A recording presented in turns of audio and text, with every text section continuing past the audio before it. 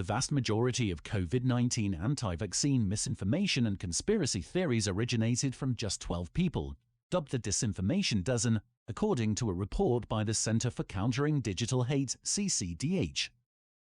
The COVID-19 misinformation network was used to target Black USians, exploiting higher rates of vaccine hesitancy in the community to spread conspiracies and lies about the safety of COVID vaccines. The virus has had a particularly devastating impact on Black, Latino, and Native American communities in the United States, all of whom are suffering severe illness and death from COVID-19 at rates far greater than the general population. At least 500,000 people have died across the US where misinformation has hindered vaccine efforts. The Disinformation Dozen are 12 anti-vaxxers who play leading roles in spreading digital misinformation about COVID vaccines. The network has a combined following of 59 million people across multiple social media platforms. They are listed as follows: Joseph Mercola,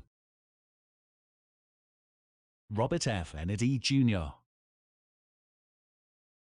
Ty and Charlene Bollinger, Sherry Tenpenny, Riza Islam, Rashid Butter, Erin Elizabeth, Saya Jai, Kelly Brogan, Christian Northrup, Ben Tapper, Kevin Jenkins. The Disinformation Dozen is made up of a US-based bodybuilder, a wellness blogger, and a religious zealot. It most notably includes the nephew of former President John F. Kennedy, Robert F. Kennedy Jr., disinformation agent spreading anti-vaccine propaganda. His account was part removed by Instagram, but he remains active on Facebook and Twitter. Authorities have yet to charge him with anything or pressure him to stop, despite his actions being widely publicized and known. Other members of the Disinformation Dozen, Sherry Tenpenny, Riza Islam, Saya Jai, and Kelly Brogan, and have had one of their social media accounts removed or partially removed according to the report. Authorities have also not approached these individuals or pressured them to cease their actions. An analysis of over 120,000 anti-vaccine tweets collected in the last 2 months shows that up to 17% feature the Disinformation Dozen.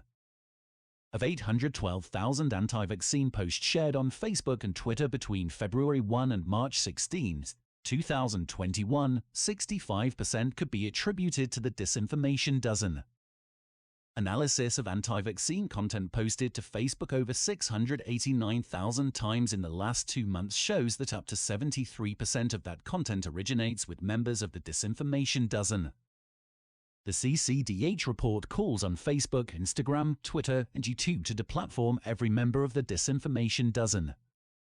It claims the most effective and efficient way to stop the dissemination of harmful information is to deplatform the most highly visible repeat offenders, who we term the Disinformation Dozen.